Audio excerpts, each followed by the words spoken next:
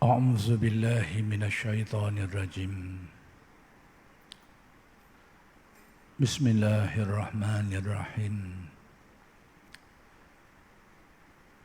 الحمد لله رب العالمين وبه نستعين. اللهم صل على سيدنا محمد النبي الأمي وعلى آله وصحبه وسلم. رب اشرح لي صدري ويسر لي أمري واحلل عقدة من لساني يفقه قولي ولا حول ولا قوة إلا بالله العلي العظيم. إلهي أنت مقصودي ورضاك مطلوبي، أعطني محبتك ومعرفتك. السلام عليكم ورحمة الله وبركاته. الحمد لله والشكر لله والصلاة والسلام على رسول الله أما بعد. Pertama sekali kita bersyukur kehadrat Allah Subhanahu wa Ta'ala yang telah melimpahkan dan mengurniakan kepada kita bermacam-macam nikmat. Sama ada nikmat yang zahir maupun nikmat yang batin. Mudah-mudahan segala nikmat-nikmat itu sentiasa dikurniakan kepada kita dan dijadikan kita orang-orang yang mensyukuri nikmat. Dan dengan sebab syukur itu mudah-mudahan Allah Subhanahu wa Ta'ala menambahkan lagi kepada kita nikmat-nikmatnya yang lain. Kuliah Masjid Abidin pada malam ini ingin meneruskan lagi huraian kalam hikmat Asy-Syaikh Ahmad Ibn Athaillah Al-Iskandari radhiyallahu anhu. Kalam hikmat yang ingin disambung huraiannya ialah kalam hikmat yang ke-199. Dalam kalam hikmat yang ke-199 ini, Syekh Muwatta menjelaskan tentang ungkapan-ungkapan kesufian. Kata-kata hikmah yang dikeluarkan oleh seseorang ahli ma'rifat, seseorang ahli tasawuf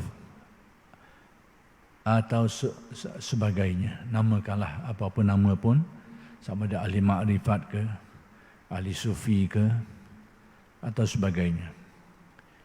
Jadi ungkapan-ungkapan, kata-kata hikmah, kata-kata yang mengandungi makna-makna dan rahsia-rahsia kesufian itu yang diungkapkan oleh mereka ini banyak keadaan. Jadi menerusi kalam hikmat yang ke-198 ni, Syekh Muwatta nak beritahu fenomena ungkapan-ungkapan kesufian, bahasa-bahasa yang mengandungi hakikat-hakikat, rahsia-rahsia, isyarat-isyarat kesufian ni, iaitu kata-kata seperti ini ni boleh berlaku dalam banyak keadaan. Boleh berlaku dalam banyak keadaan. Jadi salah satu yang saya nak sebutkan, salah satu daripada sebahagian daripada ungkapan-ungkapan ini, apa yang kita sebut hari ini, apa yang disebut atau diistilahkan oleh ulama-ulama ahli tasawuf sebagai lantahan, telatoh, syadhat. Itu sebahagian. Jadi supaya kita faham perkara yang nak dibincangkan oleh Syekh Ibn Atha dalam kalam hikmah ni berkait dengan perkara itu, yakni ungkapan-ungkapan, luahan-luahan yang mengandungi makna-makna, hakikat-hakikat, isyarat-isyarat kesufian yang termasuklah dalam kelompok dalam perkara tersebut itu ialah apa yang disebut sebagai syadhat, telatoh. Lantahan-lantahan. Cakapan ni, telatah ni sebutan-sebutan yang kita anggap keluar secara spontan lah. Keluar secara spontan mengejut. Yang kadang-kadang kata-kata ni tidak dapat difahami dengan baik oleh orang ramai.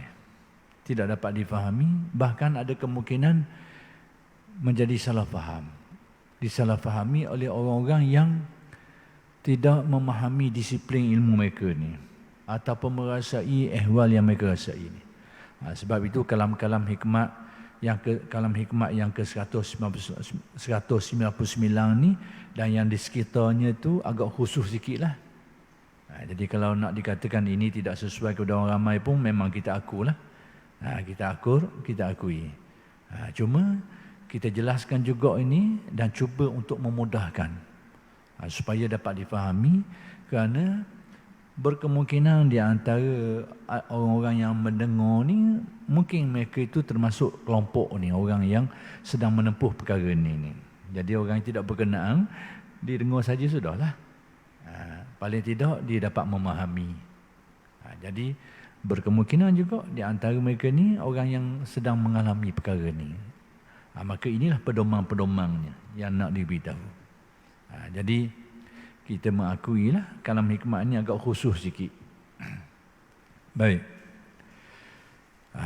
Jadi kata Syekh Ibn Atta, kalau kita balik kepada kalam hikmat asal tu, ibaratuhum imma li faidani wajdin aw li qasdi hidayati al-murid. Fal awwalu halu salikina wasani halu arbab al-muknati wal mutahaqqiqin.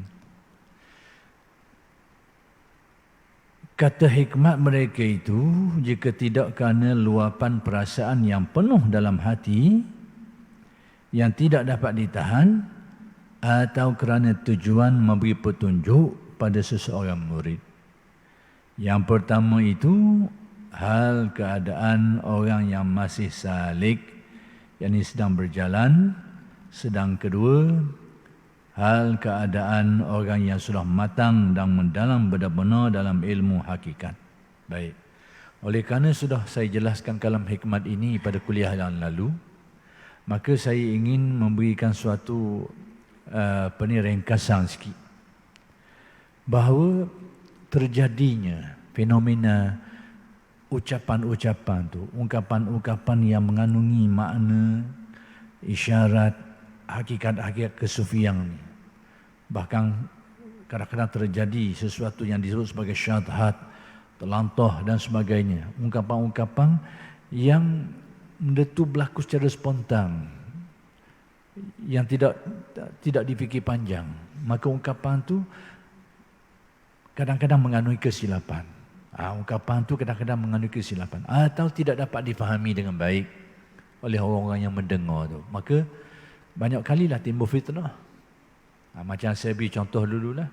Apabila seseorang ahli tasawuf tu, bila dia Allah Ta'ala mencetuskan, mengurniakan ke dalam hatinya tu pandangan kepada hakikat af'alnya, hakikat af'al Allah, sehingga dia memperolehi keyakinan bahawa tidak akan berlaku satu perkara itu melainkan dengan kehendak Allah dan kekuasaan Allah.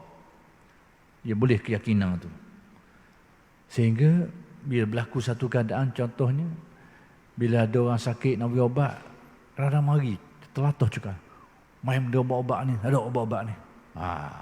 Dia mari cakap itu. Contoh lantahan tu. Ubat-ubat dia, ada ubat-ubat.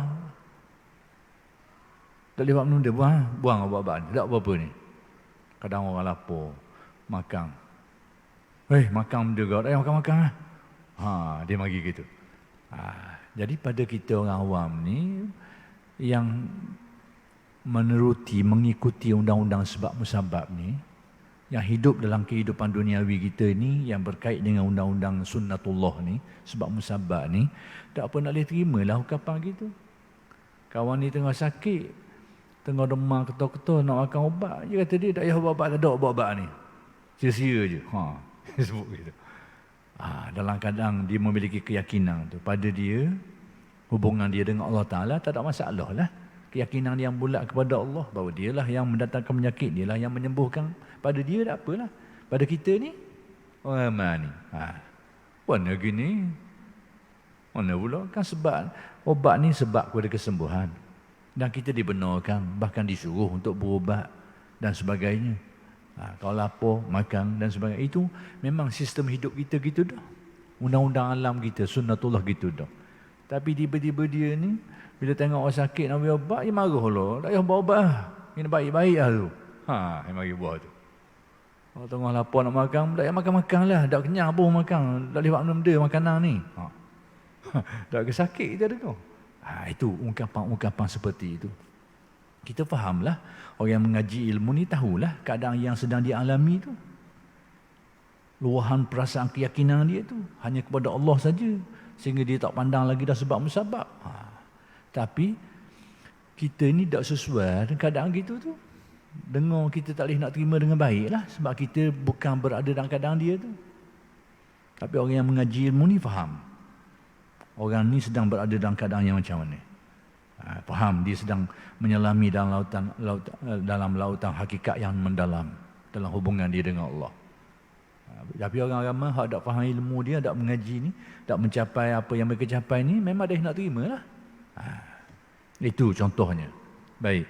Cuma nak cerita ni, ungkapan-ungkapan seperti ini ni, ucapan-ucapan seperti ini ni yang mengandungi hakikat-hakikat isyarat-isyarat kesufian dan juga mengandungi kadang-kadang bentuk lantahan-lantahan ni, kata ulama Syekh Munatta nak beritahu kepada kita, ada kemungkinan dia tu terucap, yang mana ucapan itu berlaku kepada orang yang sedang dalam perjalanan untuk mematangkan jiwa dia tu.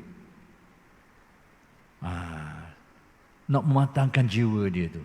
Maksudnya proses jiwa dalam memperoleh keyakinan terhadap Allah tu. Dia kadang-kadang mengalami gelora keyakinan yang tinggi. Kadang-kadang sehingga memadamkan akal dia tu. Akal kita menetapkan kalau lapar makanlah lah. Kalau sakit ubatlah. Hukum akal kita, hukum adat kita.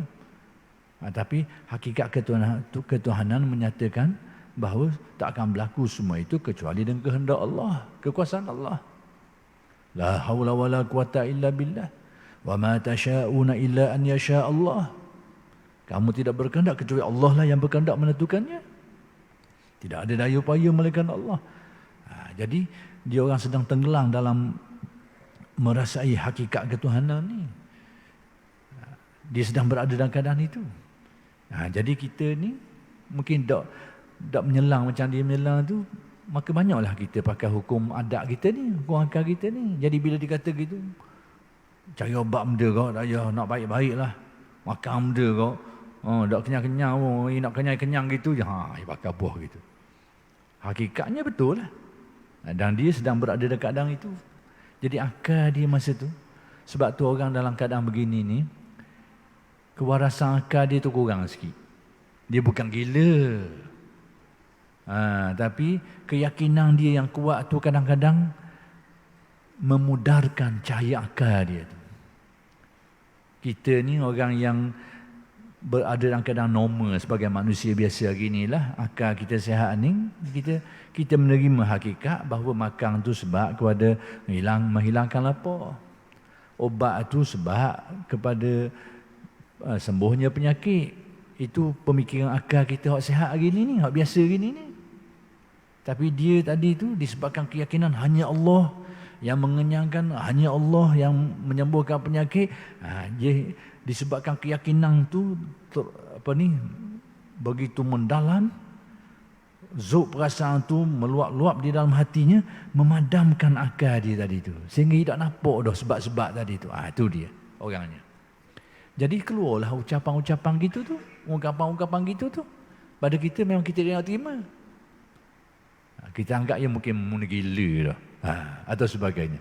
Inilah fenomena-fenomena yang terjadi dalam dunia tasawuf, yang dikatakan ahli tasawuf tu orang gila. Bukan orang gila. Tindakan dia, ucapan dia tu orang tak nak kejar. Tak nak tekak.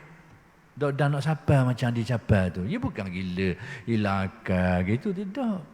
Kerana keyakinan yang bulat tu menghilangkan kewarasan. Itulah yang saya beri contoh dulu.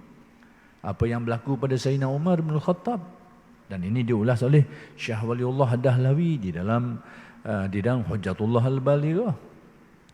Bagaimana Sayyidina Umar membantah Nabi ketika Nabi menerima perjanjian Hudaibiyah. Kerana yakin kepada ayat Al-Quran yang menyebut tentang mimpi Nabi. La tadkhulunnal masjidal harama insya'allahu aminin. Kamu akan dapat masuk Masjidil Haram ni dalam keadaan aman. Jadi bila Nabi menerima perjanjian Hudaibiyah, balik dulu, dak masuk ke Mekah tahun tu, Sayyidina Umar menurut keyakinan dia, atas keyakinan yang bulat terhadap perkhabaran Allah ni, mu akan masuk. Ke mana-mana akan boleh masuk. Akan masuk Masjidil Haram. Tapi tiba-tiba Nabi buat perjanjian Hudaibiyah, balik dulu ke Madinah. Jadi macam belawang. Pada tanggapan Sayyidina Umar tu, macam belawang.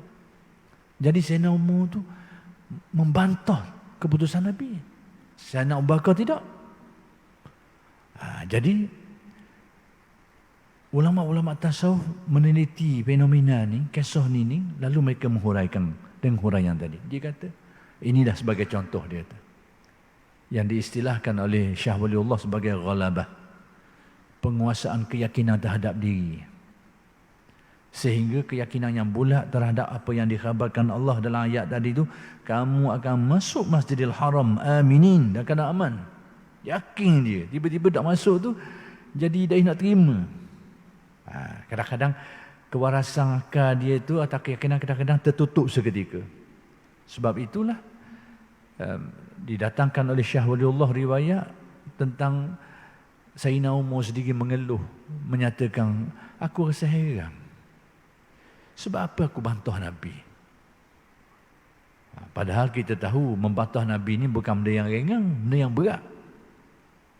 Dan orang seperti Sayyidina Umar ni tak akan lakukan perbuatan seperti itu tu kerana dia tahu ni sahabat besar Nabi Muhammad.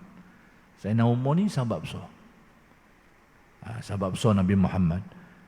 Jadi tiba-tiba berlaku pada Sayyidina Umar, maka ahli tasawuf menafsirkan bahawa apa yang berlaku tu kerana tadilah gelora perasaan yang kuat, keyakinan yang kuat sehingga memadamkan akal dia tu atas keyakinan tu. Kamu la tadkhulunnal masjidal harama insya'allahu aminin. Kamu akan masuk Masjidil Haram dalam keadaan aman. Jadi selepas sedar, selepas dua itu barulah didatangkan, Syekh Waliullah mendatangkan kalam Sayyidina Umar, menyatakan keheranan dia. Aku heran, sebab apa aku bantah Nabi? Sebab apa aku bantah? Nak kabarnya masa dia buat hari itu tu, dia macam hilang pertimbangan sekejap. Dia hilang pertimbangan sekejap. Sebab apa aku bantah Nabi? Sebab tu dalam suasana kejadian tu bila dirujuk kepada Sayyidina Abu Bakar, Sayyidina Abu Bakar kata, aku tetap yakin bahawa Rasulullah tu tetap Rasul. Nak kabarnya Sayyidina Abu Bakar, menurut pandangan ulama-ulama ahli tasawuf, orang yang sudah berada pada tahap kematangannya. Nanti yang akan kita sebut ni, lepas ni. Sayyidina Umar tu masih dalam gelora dia lagi masa tu, menurut faham ahli tasawuf, sedang dikuasai oleh pengaruh perasaan yang tinggi sehingga akal dia kadang-kadang jadi malap seketika. Jadi pertimbangan tu tak diambil kira seketika. Sehingga disebut dalam dalam periwayatannya, sehingga ditanya kepada Sayyidina Umar tu. Lebih kurang macam inilah. Bila dinyatakan dalam Al-Quran, la tadkhulunnal masjidal harama insya'allahu aminin, kamu akan masuk Masjidil Haram dalam keadaan aman tadi tu. Ditanya kepada Sayyidina Umar, dah diberitahu bila kamu akan masuk, tapi masuk bila? Itulah barulah Sayyidina Umar takak. Betul lah Allah Ta'ala kata kamu akan masuk Masjidil Haram, tapi diberitahu tahun ni, tahun depan akan datang, tidak diberitahu. Aspek inilah yang terlepas dari pandangan Sayyidina Umar. Tapi atas keyakinan dia tadi tu menyebabkan akal dia dah nak mikir tadi tu, dah nak fikir. Malap seketika akal dia tu kerana yakin kamu pasti akan masuk Masjidil Haram. Sehingga dah nak napih dah. Sekarang ke tahun depan ke dah. Maka sebab itu dalam kisah yang berkait dengan ini, ditanya Sayyidina Umar, apakah benda ni akan berlaku pada tahun itu atau sebagainya? Kau tahu bahawa ni berlaku pada tahun itu? Tidak. Ternyata bahawa benda tu tidak ditetapkan. Jadi ini contoh-contoh nak beritahu gelora perasaan. Jadi Syekh Ibn Atta' ni, saya sengaja menyebutkan kisah itu kerana hari ini ni ramai orang di kalangan ahli-ahli ilmu kita ni banyak mempersoalkan tentang isu-isu tasawuf ni, persoalan tasawuf. Lebih-lebih lagi kitab-kitab tasawuf ni tak banyak mendatangkan dalil dan sebagainya. Itu dilakukan tujuannya untuk merengkahkan supaya mudah penulisan. Macam kitab-kitab fiqh jugalah. Kalau kita mengaji kitab-kitab fiqh ni, dalil-dalil itu dibuang, didatangkan perkaranya saja supaya mudah orang mengaji. Tapi kalau orang nak mengaji tinggi lagi, mengaji kitab lain pula lah. Maka tasawuf pun seperti itu juga. Sesetengah kitab tu tidak didatangkan dalil kerana untuk memudahkan, didatangkan perkaranya saja. Begitu begini kesimpulan dia tu tanpa didatangkan dalil. Tapi tentang dalil-dalilnya disebut dalam kitab-kitab lain pula yang lebih besar lagi, yang lebih dalam lagi. Jadi oleh kerana mungkin sebahagian orang kita ni tak mengaji kitab-kitab tu, maka mereka ni banyak bersoal lah, mari mana ni. Maka saya datangkan tadi dulu nak beritahu bahawa kejadian-kejadian, pengalaman-pengalaman seperti itu berlaku di zaman Nabi, dialami oleh sahabat. Cuma kita je kadang-kadang menelitinya, mengkajinya, mempelajarinya atau tidak. Itu saja. Baik. Jadi balik kita kepada kalam hikmah ni, mengenai ungkapan-ungkapan telatah ni, cakap bahasa-bahasa yang orang lain tak faham molek ni. Jadi bahasa-bahasa ni sebenarnya bahaya. Boleh bawa salah faham orang ramai. Sebab tu kalau guru ahli tasawuf tu dia tengok murid dia ni sedang mengalami keadaan-keadaan seperti ini dan suka bercakap dengan bahasa-bahasa macam tadi tu, tok guru tu dia akan nasihat murid dia tu supaya jangan bergaul dengan orang ramai sangat. Nanti bercakap banyak, salah faham orang lain. Kalau ada nak kawan tu kadang-kadang dikurung.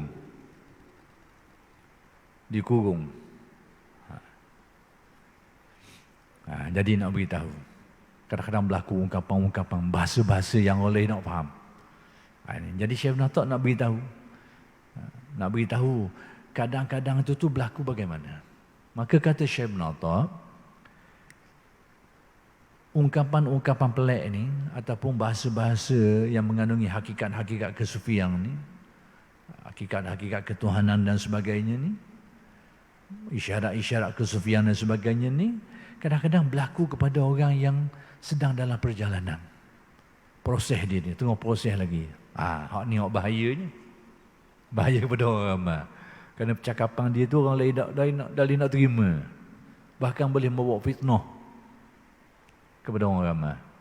Al-Hallaj sendiri seperti yang disebut dalam beberapa sumber lah. Seperti yang disebut dalam beberapa sumber, tokoh Al-Hallaj ini kontroversi. Ada pro dan kontra. Tak apalah, masing-masing menurut qadar masing-masing. Orang yang buat kajian lalu bersikap kontra, Allah lah. Tapi nak beritahu bahawa tokoh ini ada pro dan kontra. Ada pendukung dia, ada yang menolak. Orang yang cenderung kepada penolakan, silalah. Orang yang cenderung kepada menerima dia tu adalah hujah-hujah dia pula, dalil-dalil dia pula. Dah silalah. Masing-masing menurut qadar masing-masing. Faham masing-masing. Ini sikap kita sebagai pengkaji, ahli ilmu.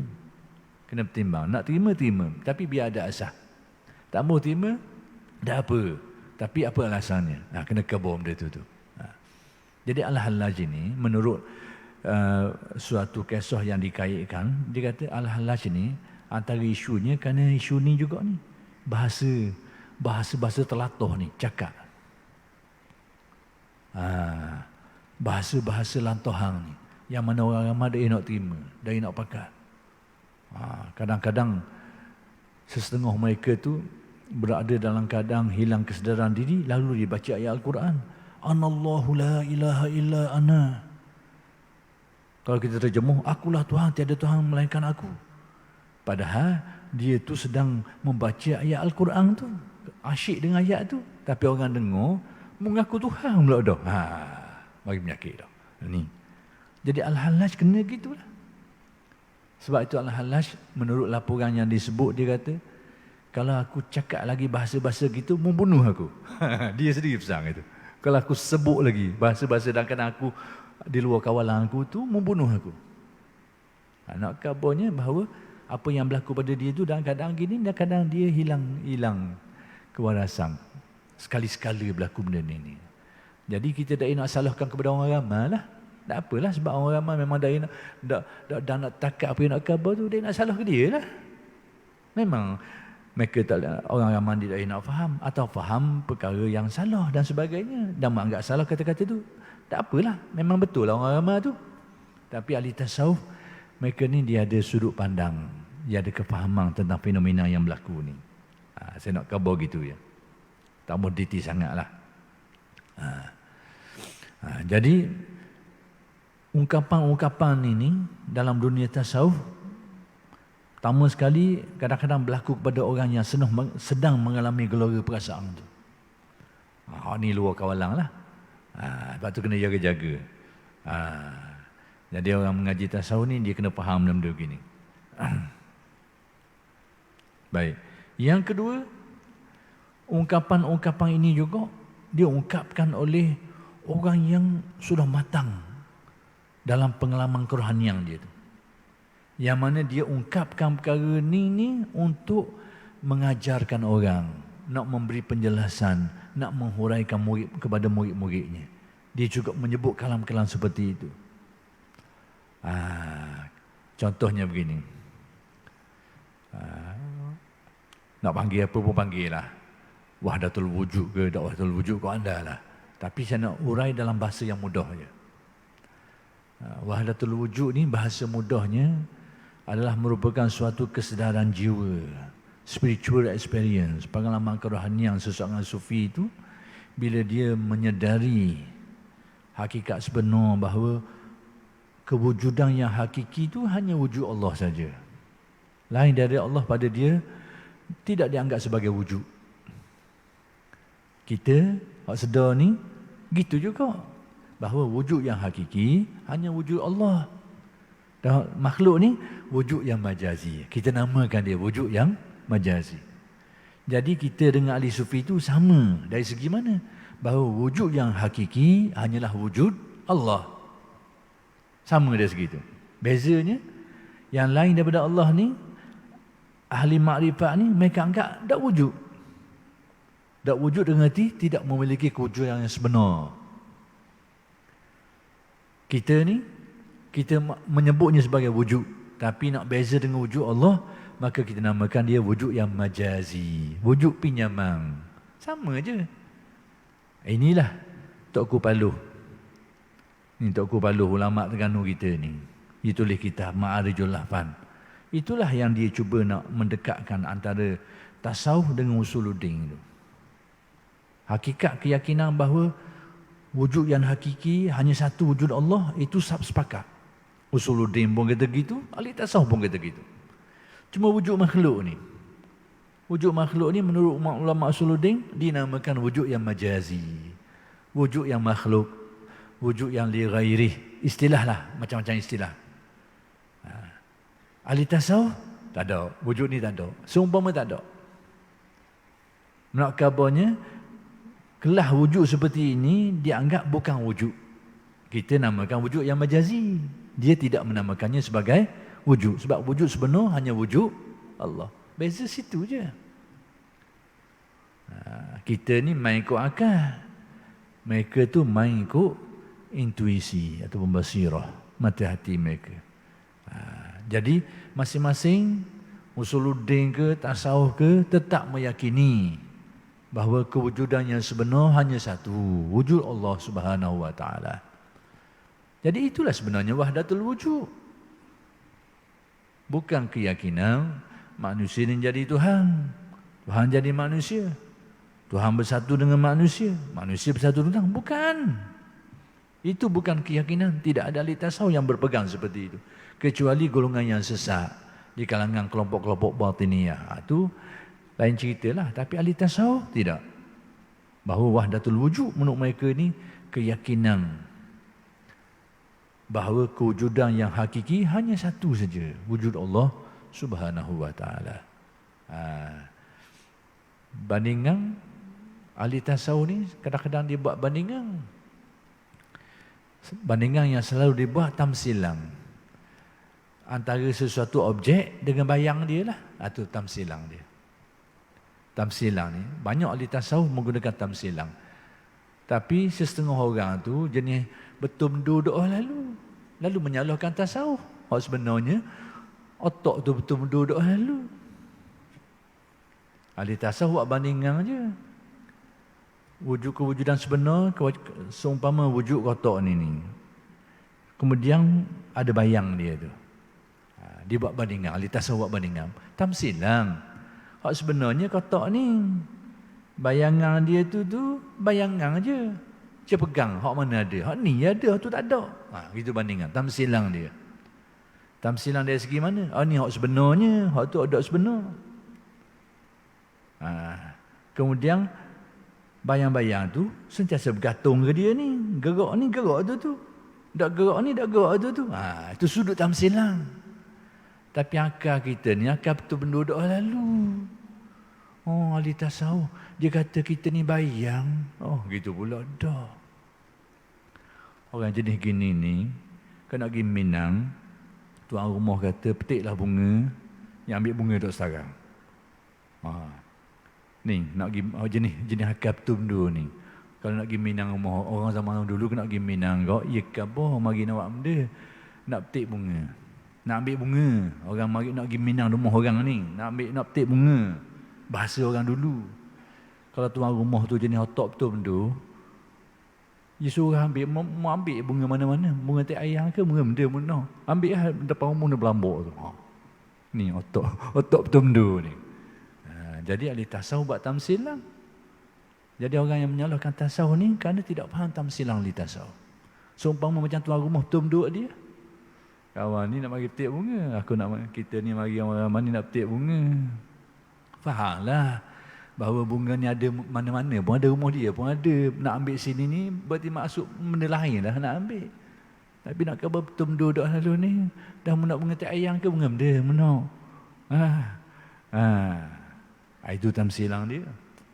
Itu nak bagi contoh. Jadi balik kita kepada persoalan asal ni, bahawa yang berlakunya ungkapan-ungkapan yang mengandungi bahasa-bahasa yang susah nak difahami atau berkemungkinan difahami secara salah ni, ataupun syatahat ini dalam istilah ahli tasawuf ni, kadang-kadang berlaku kepada orang yang tengah gelora perasaan dia nak kawal, sebut juga. Macam saya contoh tadi lah. Tengah-tengah dia mari, contoh macam berlaku dalam peperangan. Perang ni mesti perlukan senjata, perlukan benteng dan sebagainya. Tiba-tiba ada orang apa yang gini ni ada. Buat benda senjata-senjata tu. Benteng-benteng tak payah, pergi straight je. Kalau nak mati situ. Takkan mati kalau tidak dengan izin Allah. Dah pelik kita. Orang ramai ni. Tapi sebab apa dia ungkap macam tu? Dia sedang tenggelam di dalam lautan wahdah. Kesaan Allah atas keyakinan bahawa hidup mati ni urusan dia belaka. Kena tak kena atas ketentuan dia belaka. 5 buah tu. Pada dia kena lah. Pada kita orang ramai ni dah nak terima. Dah nak terima kenyataan tu. Itu contoh. Jadi ada orang yang mengungkapkan itu dan kadang dia tengah mengalami perasaan tu. Dan ungkapan dia itu tidak sesuai untuk orang ramai. Tak sesuai. Walau bagaimanapun, kata Syekh Ibn Atta, kadang-kadang ungkapan seperti ini juga diungkapkan oleh orang yang sudah arif. Orang yang sudah matang dalam kesufian dia tu. Tapi dia sebut juga bahasa-bahasa macam ni tujuan tu ajar orang. Nak khabar. Gini, maksudnya begini. Bila dia kata tidak ada yang wujud melainkan Allah. Dia sebut bahasa tu juga. Tapi nak khabar ke orang, maksudnya begini. Tidak ada wujud yang sebenar, hak hakiki. Wujud sebenar tu wujud yang tak ada permulaan, tak ada kesudahan, tak bergantung kepada yang lain. Wujud hak sebenar gitu tu saja wujud Allah. Itu maksud tidak ada yang wujud melainkan Allah. Disebut gitu tu tujuan nak ajar orang. Tapi ada setengah orang tu tengah mabuk ni. Bila kita pergi mana-mana kita khabar. Kita sebut contohnya kita tengah cakap tentang makanan ni, syurga neraka rumah tu. Tak ada semua ni benda. Tak ada semua ni. Kita tengah mabuk tu. Tak ada ke mana depan mata kita belaka. Jadi kita fahamlah dia tengah mabuk tu. Bahasa dia nak pakai. Tak ada manusia ni, jin, tak ada semua ni. Hanya Allah je yang ada. Tak sakit kita. Kita nak terima ke mana? Kita tak nak terima bahasa dia tu. Lebih-lebih lagi kita tidak ada asas ilmu tentang perkara ni. Kita akan tetap bahasa mu ni orang gila. Salah bahasa mu ni. Jadi itu contohnya. Jadi bahasa-bahasa seperti ini terungkap kadang-kadang pada orang yang tengah dalam proses baru. Kadang-kadang berlaku kepada orang yang sudah menjadi arif, yang teguh makrifat dia tu, tapi dia tujuannya nak ajar orang. Itulah yang Syekh Munatak nak beritahu kepada kita. Bahawa ungkapan-ungkapan yang mengandungi bahasa-bahasa kesufian ni, hakikat-hakikat kerohanian ni, ataupun isyarat-isyarat kesufian ni, hakikat-hakikat ketuhanan dan sebagainya ni, yang diungkapkan oleh ahli-ahli tasawuf ni, ada dua kemungkinan. Satu, daripada orang yang masih dalam proses lagi, tengah gelora perasaan, dan ini agak bahaya kepada orang ramai. Yang kedua, untuk orang yang ahli makrifat, untuk ajar orang. Biar kita faham.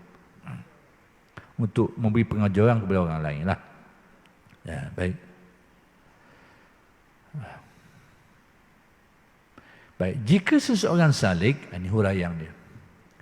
Jika seseorang salik ini orang yang sedang dalam proses menyucikan jiwa dia. Orang yang mengikuti perjalanan ahli tasawuf, zahir dan batin, dipanggil salik. Yang sedang berjalan menuju hakikat, yakni tujuannya untuk mencapai hakikat keyakinan terhadap Allah. Itu maksudnya. Baik. Jika seseorang salik yang sedang berjalan menuju hakikat itu berkata-kata, ia sebut kata-kata tu, terungkap kata-kata tu, bukan kerana luapan hatinya. Dia masih lagi dalam proses lagi. Tiba-tiba kata mulut mengaji kitab ke mana tak tahu. Tiba-tiba dia mengungkapkan kata-kata yang diungkapkan oleh ahli makrifat. Dalam keadaan itu bukan gelora jiwa dia. Bukan hak jenis luar kawalang. Hak tadi, hak saya khabar tadi tu, hak golongan pertama tu, dia terucap di luar kawalang. Dia nak kawal perasaan. Contohnya bila kita mengajar tentang syurga neraka, tiba-tiba pada waktu tu dia sedang mengalami satu keadaan yang wujud yang hakiki hanyalah Allah semata-mata, yang lain dianggap sudah tidak ada lagi. Tak ada syurga neraka tu. Syarak salah lah. Bahasa tu salah. Tapi orang yang faham keadaan orang tadi tu, dia tahulah. Sebab itulah kata Syekh Abdul Qadir, sekiranya Al-Hallaj itu aku hidup zaman dia tu, dan orang Al-Hallaj ni telah dijatuh hukuman bunuh. Kata Syekh Abdul Qadir, sekiranya aku hidup, aku akan tahan. Aku akan halang dia daripada dibunuh. Sebab Syekh Abdul Qadir faham keadaan yang dialami oleh Al-Hallaj menurut versi yang mendokong dia. Versi yang kontra dengan dia, mungkin di tafsir lain lah, kau ada lah. Tapi saya nak khabar versi yang mendokong dia tu antara Syekh Abdul Qadir. Kalau aku hidup, Al-Hallaj hidup zaman aku akan halang, aku akan tahan dia daripada dibunuh. Bagi orang yang faham keadaan dia sedang alami. Baik. Jadi kalaulah seseorang yang sedang sedang dalam perjalanan dia, dalam proses untuk menyelami dunia tasawuf ni, pada waktu tu dia tidak mengalami gelora perasaan, tapi dia buat pandai-pandai sebut. Dia cakap lebih baik. Macam ni macam mana? Nescaya ia hanya merupakan dakwa, yakni pengakuan yang palsu belaka. Itu lebong dah nak pakai. Maksudnya dia ungkapkan tu bukan kerana gelora perasaan dia. Dah nak kawal tu, dia sedar molek, dia tak berasa gitu. Dan dia masih dalam perjalanan, tapi dia mengungkapkan kalam-kalam yang pelik itu, yang pernah terungkap oleh ahli-ahli tasawuf dulu tu. Hak ni dakwaan yang palsu. Palsu. Demikian pula orang yang sudah di puncak, yang sudah berada pada kemuncaknya, kearifannya. Jika bicara bukan untuk memberi petunjuk kepada murid, bererti ia telah membuka rahsia yang tidak diizinkan. Demikian juga ahli makrifat ni, kalau dia mengungkapkan kata-kata yang aneh tadi tu, bukan tujuan untuk ajar orang. Itu juga benda yang tak betul. Sebab apa? Dia membuka rahsia yang tidak sepatutnya kepada orang yang layak untuk memahami perkara itu. Oleh kerana sudah sampainya isyarat ni, tak dapat saya sempurnakan juga huraian kalam hikmah ni untuk kali ini. InsyaAllah akan bersambung pada kuliah yang akan datang. Sebab ini agak rumit sikit. Saya kena ligang mialumat sikit ni. Supaya tak timbul salah faham.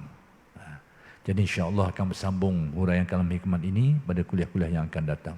Aqulu qawli hadza wa astaghfirullahalazim li wa lakum. Assalamualaikum warahmatullahi wabarakatuh.